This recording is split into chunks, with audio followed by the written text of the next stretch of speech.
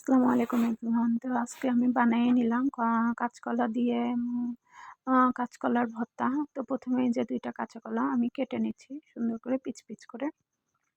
তো দেখতে যেমনই হোক খেতে কিন্তু খুব টেস্টি হয়েছে। তো এই যে সুন্দর করে আমি কেটে নিলাম ২ টা কাঁচাকলার ভর্তা।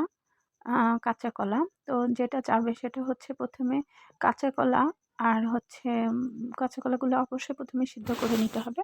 আর আমি সচরাচর সিদ্ধর কাজটা রাইস কুকারে সেরে ফেলি। ওখানে দিয়ে আরও কি কাজ সেরে ফেলা যায় অনেকগুলো। তো এজন্য আমি হচ্ছে কাঁচা কলা দিয়ে, হলুদ দিয়ে আর লবণ দিয়ে সিদ্ধ করে ফেললাম। এর মধ্যে এবার আমি দিয়ে দিব হচ্ছে মসুরের ডাল আর রসুন, যেগুলো আমি আগে থেকেই মসুরের ডালগুলো ভিজায় রাখছিলাম। তো এই যে দিয়ে দিয়েছি মসুরের ডাল আর রসুন। এর সাথে একটু কিছুক্ষণ আবার মসুরের ডালগুলো আবার কিছুক্ষণ সেরে নেব। সিদ্ধ করার জন্য ঢেকে দিব। ঢেকে দিলে একটু মাঝে মাঝে নেড়ে দিতে হবে, যেহেতু পানি একদম কমে এসেছে।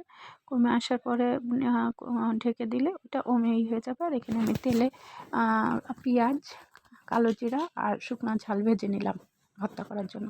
হাতেও মাখানো যেত, আমি আবার পাটাই হচ্ছে বেটে নিলাম সুন্দর করে করার জন্য। তো সরষের তেল দিয়ে আর পেঁয়াজ যে ভাজা ছিল আর কালো জিরা, সেটা নিয়ে আমি সুন্দর করে মাখাই ফেললাম। অবশ্যই আপনারা সবাই ট্রাই করবেন, আর ভালো লাগলে আমার ভিডিওটাকে কমেন্ট করবেন। ভালো থাকবেন সবাই। আল্লাহ হাফিজ সবাইকে। খেতে কিন্তু খুবই স্বাদ হয়েছে।